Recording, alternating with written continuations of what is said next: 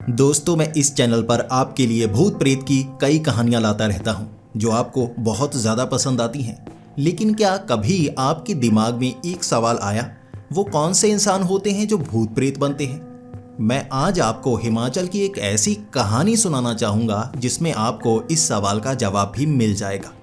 वैसे हिमाचल में कहा जाता है कि जो भूत होते हैं वो अधूरी इच्छाओं के कारण यहाँ पर रह जाते हैं। उन इंसानों की आत्माएं जिनकी इच्छाएं बस अधूरी रह जाएं, वो यहाँ भूत प्रेत बनकर भटकते हैं। वो इच्छाएं कुछ भी हो सकती हैं। काम वासना की इच्छा, कोई तलब, कोई लोभ, किसी चीज का लोभ उन्हें यहाँ पर फंसा कर रखता है, और जब तक वो इस माया से बाहर निकल नहीं पाते उनकी जैसे आत्मा को शांति नहीं मिलती। और क्या आपने कभी कोई ऐसा भूत देखा है जिसे बीड़ी की तलब हो, या वो बीड़ी पीने के लिए यहाँ पर भटकता फिर रहा हो? तो दोस्तों, आज की कहानी बहुत ज़्यादा रोमांचक होने वाली है। आपने इससे पहले ऐसी अतरंगी कहानी कभी नहीं सुनी होगी, और इतनी खौफनाक कहानी सुनकर यकीनन आपको भी अंदर तक डर लगने वाला है। तो अब सीधा इस कहानी को शुरू करते हैं। तो ये कहानी है राजस्वरूप की, जो कि हिमाचल के रहने वाले हैं। अब राजस्वरूप का स्वभाव बहुत ज़्यादा अच्छा है। वो हर किसी से बड़ी खुशी से मिलते हैं। कोई उनसे मदद मांगे वो मदद करने को भी हमेशा तैयार रहते हैं। उनके गांव में उनकी इतनी ज़्यादा इज्जत थी कि उनके घर में अगर कोई परेशानी लेकर आता तो उसकी परेशानी को सुलझाना वो अपना फ़र्ज़ समझा करते थे। इस तरह से गांव में बहुत ज़्यादा इज्जत बना ली थी। अब उनकी उम्र 27 साल की हो गई थी, जिसके बाद उनकी शादी भी हो गई। अब 27 साल की उम्र में शादी हो चुकी थी और 6 महीने हो चुके थे। इसके बाद उनकी ज़िंदगी बहुत अच्छी कट रही थी। अब उनकी ज़िंदगी में सिर्फ एक ही ख़राब चीज़ थी, जो स्कूल में पढ़ते वक्त ही उन्हें एक बुरी आदत लग गई थी। वो बुरी आदत थी बीड़ी पीने की। अब इतना अच्छा इंसान बीड़ी भी पी सकता है, गांव में किसी को भरोसा नहीं था। वो छुप छुप कर बीड़ी पिया करता, और बीड़ी पीकर उसके बाद कोई च्युइंगम चबा लिया करता या सौंफ खा लिया करता। इस तरह से मुंह की वो बदबू मिटाया करता, और किसी को शक भी नहीं हुआ कि वो बीड़ी पीता है। उसके गांव में किसी को नहीं पता था कि वो बीड़ी पीता है। उसकी क्लास में जितने दोस्त थे वो शहरों की तरफ जा चुके थे, किसी ने बताया भी नहीं था, और वो छिप छिप कर बीड़ी पिया करता। कभी उसके माँ बाप ने उसे पकड़ा नहीं था, कभी उसकी बीवी ने भी उसे पकड़ा नहीं था। वो बीड़ी के उस बंडल को ऐसी जगह छिपाया करता था कि किसी को पता चलता ही नहीं। कभी कभी उन्हें शक होता, लेकिन वो कह देता कि यहाँ ठंड है ना, मैं अपने दोस्तों के पास हाथ सेकने के लिए गया हुआ था, वहाँ लकड़ियों को आग जलाई हुई थी, कुछ देर हाथ सेक कर आया हूँ। अब मुंह से बीड़ी की जो बदबू है वो धुएं जैसी आती है, और जो आग से आप हाथ सेकते हैं कपड़ों में भी वैसी धुएं की बदबू आ रही होती है, इसलिए किसी को उस पर शक भी नहीं होता था। अब जो राजस्वरूप का ससुराल था वो था हमीरपुर के पास। अब हमीरपुर के पास उसे जगह को थोड़ा पवित्र माना जाता था। वहाँ बीड़ी शराब बिल्कुल भी बेचने की इजाज़त नहीं थी। अब इस बात का राजस्वरूप को पता चल गया था। अब वो क्या करता था, वो भी धार्मिक, बस ये बुरी आदत उससे छूट नहीं रही थी। वो भी क्या करता, इसके बाद उसने बड़ी मुश्किल से वो अपना बीड़ी का बंडल अपनी जो पॉकेट में उसने छिपा लिया। ऐसा छिपाया कि किसी को पता ना चले। वो अपने ससुराल की तरफ निकल पड़ा। अब 1 से 2 बार वो ससुराल गया था। ज़्यादातर एक दिन में वो वापस आ जाया करता था, अपनी बीवी को छोड़कर या लाने के लिए इस तरह जाया करता था। इस बार वो 5 दिन के लिए वहाँ रहने के लिए जा रहा था, इसीलिए बीड़ी का बंडल साथ में रखा हुआ था। अब इतने दिन बीड़ी के बिना वो रह नहीं सकता था। जब वो हमीरपुर के पास उस गांव में पहुंच गया, वहां उसे पता चला कि यहाँ बहुत सारे मंदिर बनाए हुए हैं। इस जगह को बहुत पवित्र कहा जाता है। यहाँ बीड़ी, सिगरेट, शराब इसको बेचने नहीं दिया जाता, इसको पीने नहीं दिया जाता। जो पीता है उसे बुरा माना जाता है। अब उसे ये पता चल गया था किसी के सामने बीड़ी नहीं पीनी है, और अगर किसी को पता चला यहाँ बेइज्जती बहुत होगी। और मेरी बीवी की भी यहाँ पर बहुत ज़्यादा इज्जत है, बहुत अच्छी लड़की कहते हैं उसे, और राजस्वरूप को भी बहुत अच्छा लड़का कहते हैं। यहाँ पर भी वो इतने प्यार से बात करता है, सब कहते हैं कि ये पहला जवाई है जो इतने प्यार से बात करता है, इसलिए इस गांव में भी उसकी बहुत ज़्यादा इज्जत थी। वो अपनी इज्जत खराब नहीं करना चाहता था।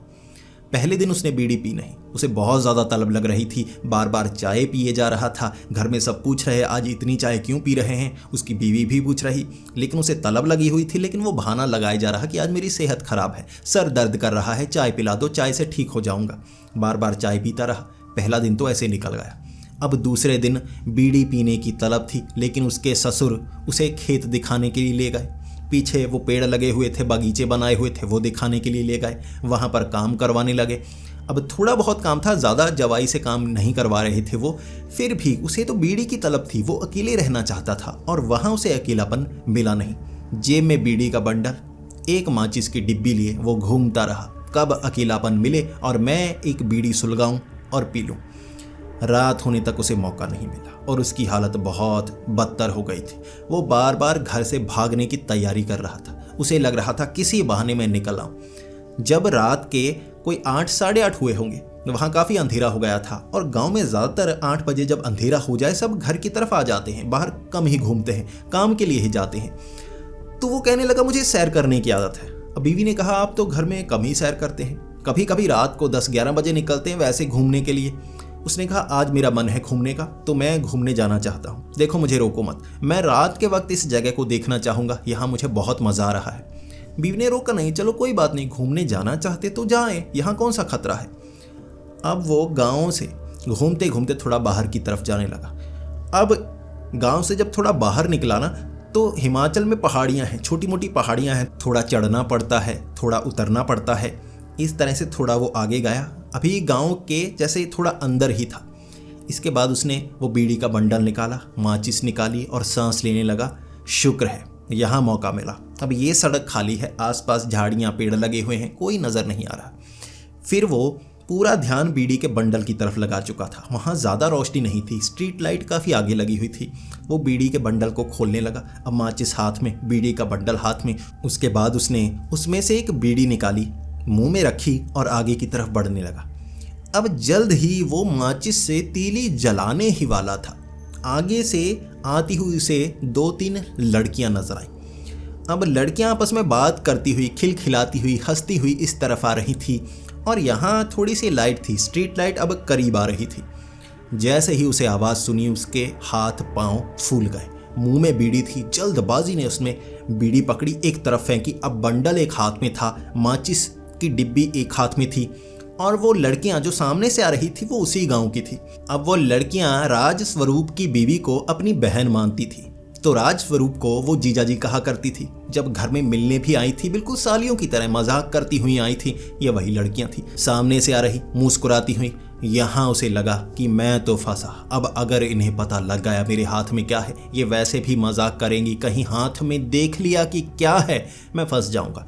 उसने जल्दबाजी में बीड़ी का बंडल और माचिस एक तरफ फेंक दी।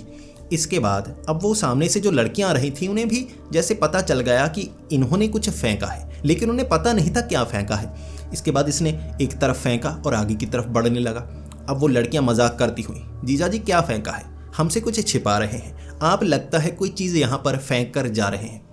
अब राज स्वरूप को लगा मैं तो फंस गया, अब बहुत बुरा फंसा हूँ। इसके बाद राज स्वरूप की ज़बान कांप रही और वो कह रहा नहीं नहीं, ऐसा नहीं, कुछ नहीं। अब वो लड़कियां मजाक में कहने लगी, अच्छा कोई ऐसी चीज़ तो नहीं जो यहाँ आप खा पी नहीं सकते, कोई नॉन वेज तो नहीं, कोई शराब की बोतल तो नहीं फेंकी आपने। वो वैसे ही मजाक कर रही थी और राज स्वरूप बहुत ज़्यादा घबराने लगा। फिर उसकी जो सालियाँ थी, मुँह बोली सालियाँ, वो मजाक करती करती अपने घर की तरफ निकल पड़ी। तब राज स्वरूप को लगा कि बच गया, ये तो सिर्फ मजाक कर रही थे।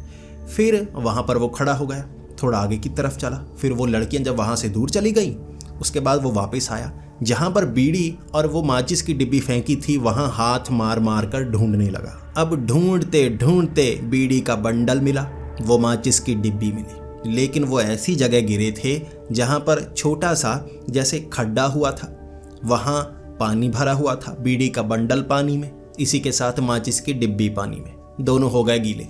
अब वो बीड़ी पी नहीं सकता था, उसे बस एक आइडिया था, थोड़ा यहाँ से पहले दूर निकलूं, फिर मैं माचिस की तीली बार बार जलाऊंगा, एक बीड़ी को सुखाने की कोशिश करूंगा, फिर आगे से जलाऊंगा, फिर पीऊंगा। अब बीड़ी पिए बिना घर नहीं जाने वाला, एक दिन से बुरा हाल हो चुका है। अब उसे ये आइडिया था कि यहाँ बीड़ी नहीं पीऊंगा, कोई लड़की लड़का यहाँ से आ गए, मुझे देख लिया, मैं तो फंसा। अब जो बीड़ी जलेगी उससे रोशनी निकलेगी, साफ पता चल जाएगा, थोड़ा सा और आगे निकलना होगा। अब वो चलता चलता गांव से बहुत आगे चला गया, एक पहाड़ी से नीचे उतरा। अब ये पगडंडी सी थी, खास आने जाने का रास्ता नहीं था, यहाँ कोई आता जाता नहीं था। अब उसे लगा यहाँ बीड़ी पीने का सही मौका है। फिर वो गीला बीड़ी का बंडल वो जलाने की कोशिश कर रहा, जल नहीं रहा। तभी उसका ध्यान पड़ा, सामने एक आदमी वो आदमी पेड़ के नीचे बैठा हो, जैसे वो भी गांव से दूर आया हो और यहाँ हाथ में उसके सिगरेट या बीड़ी थी। दूर से वो लाइट जल रही और यहाँ राजस्वरूप को लगा अब ये फंसा, अब इसे फंसाता हूँ, इससे बीड़ी पीता हूँ। मेरी तो बीड़ियाँ सारी गीली हो चुकी हैं, अब ये तो सुखाने में घंटा लग जाएगा, पीने को नहीं मिलेगी। इससे मांगता हूँ, इसे डराने की कोशिश करता हूँ। अब जल्दी से राजस्वरूप गया। उस आदमी के हाथ में बीड़ी थी, वो एक हाथ में बीड़ी लिए जैसे एक तरफ देखे जा रहा था। राजस्वरूप तब उसके पास गया और कहने लगा, बीड़ी पी रहे हो तुम, यहाँ पर बीड़ी पी रहे हो? तुम्हें पता है शराब, सिगरेट और बीड़ी यहाँ पर कोई नहीं पी सकता। चलो गांव में बताता हूँ सबको। तब वो आदमी हल्की सी नज़र पीछे घुमाकर देखने लगा और कहने लगा, कहाँ पी रहा हूँ, मैंने तो हाथ में सुलगा रखी है, पी बिल्कुल नहीं है। तब राजस्वरूप कहने लगा, अच्छा चालाक बनते हो, सुलगाई तो हुई है ना, पी नहीं रहे इसका क्या मतलब? पियोगी? मुझे देखकर अब नहीं पी रहे। वो आदमी कहने लगा, नहीं मैं नहीं पी रहा, ये गलती मैं कर ही नहीं सकता। यहाँ पर कैसे बीड़ी पी सकता हूँ? यहाँ बीड़ी सिगरेट पीने नहीं दी जाती, शराब पीने नहीं दी जाती। अगर कोई पिए तो सब बुरा मानते हैं, मारने की कोशिश करते हैं। अब ये सुनकर राजस्वरूप को लगा कि ये डर गया है, अब इसे मनाने का समय है। तब राजस्वरूप उसके पास जाकर बैठा और कहने लगा, डरने की बात नहीं है, पी पी, किसी को नहीं बताऊंगा। अब बता तेरे पास और बीड़ी है कोई? अब वो आदमी बड़ी तेजी से घुमा और राजस्वरूप की तरफ देखने लगा और कहने लगा, अच्छा और बीड़ी? क्यों, क्या तुम भी सुलगाना चाहते हो? तो राजस्वरूप ने कहा, हाँ एक बीड़ी हमें भी पिला दो, हमें भी बीड़ी अच्छी लगती है, गांव में कोई पीने नहीं देता, यहाँ तुम भी पी रहे हो, एक दो कश मैं भी लगा लेता हूँ। तब वो आदमी खड़ा हो गया और कहने लगा, सच में तुम बीड़ी पीना चाहते हो? तो राजस्वरूप कहने लगा, हाँ तुम पी सकते हो तो मैं क्यों नहीं पी सकता, मुझे बीड़ी पीनी है, एक बीड़ी दे दो। देखो मेरा बंडल तो पानी में गिर गया, इसलिए गीला हो गया, और मुझे अगर तुम बीड़ी दे दोगे तो मेरा भी काम चल जाएगा और तुम्हारा राज भी हमेशा के लिए राज बना रहेगा। तो वो आदमी थोड़ा सा मुस्कुराया और कहने लगा, यहाँ नहीं, यहाँ खतरा है। जैसे तुम यहाँ पर आ गए, कई लोग और हैं जो नीचे तक आ सकते हैं। मैं तुम्हें एक और जगह दिखाता हूँ जहाँ सबसे अच्छे तरीके से बीड़ी पी जा सकती है। बैठने के लिए जगह है, खाने के लिए वहाँ रख कर आराम से खाया जा सकता है, आराम से बीड़ी पी जा सकती है। चलो मेरे साथ, बहुत बीड़ियाँ रखी हैं मैंने, बहुत सिगरेट रखी हैं, तो मैं बढ़िया वाली पिलाता हूँ। अब राजस्वरूप को लगा कि जवाई की खातिरदारी इस गांव में अच्छे से हो रही है।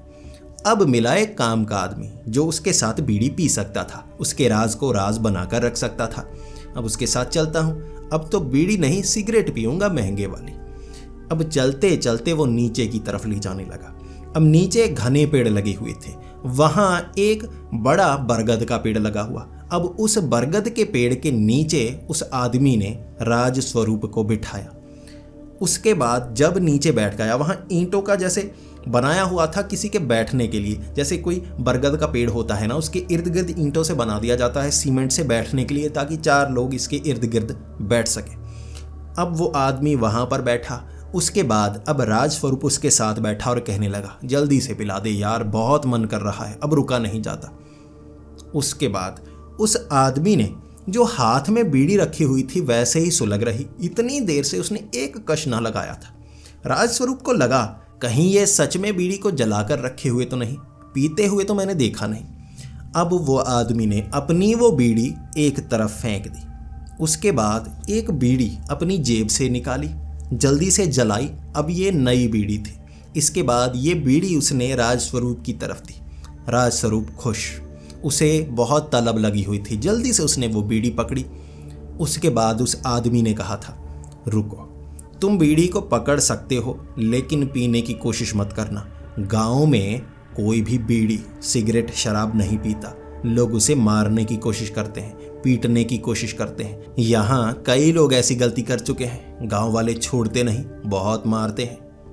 तब राजस्वरूप कहने लगा, अरे बस कर यार, बस कर ये कहानियाँ, अब बीड़ी पीने दे। जैसे ही राजस्वरूप ने वो बीड़ी को अपने होंठों से लगाया, एक घुमाकर झांपड़ उस आदमी ने उसके सर पर मारा।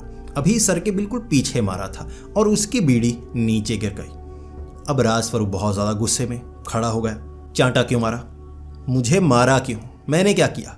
तब वो आदमी कहने लगा, बीड़ी पीनी है, बीड़ी पीनी है, ये कहते कहते उसने राजस्वरूप के चेहरे पर एक दो झापड़ और मारे।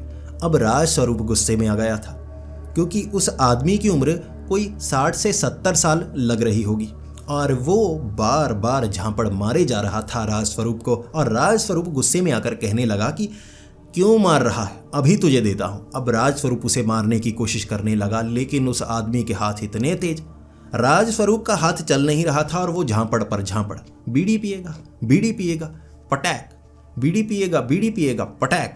अब ऐसे करते करते इतने झापड़ मारे कि उसकी दोनों गाल लाल हो गए।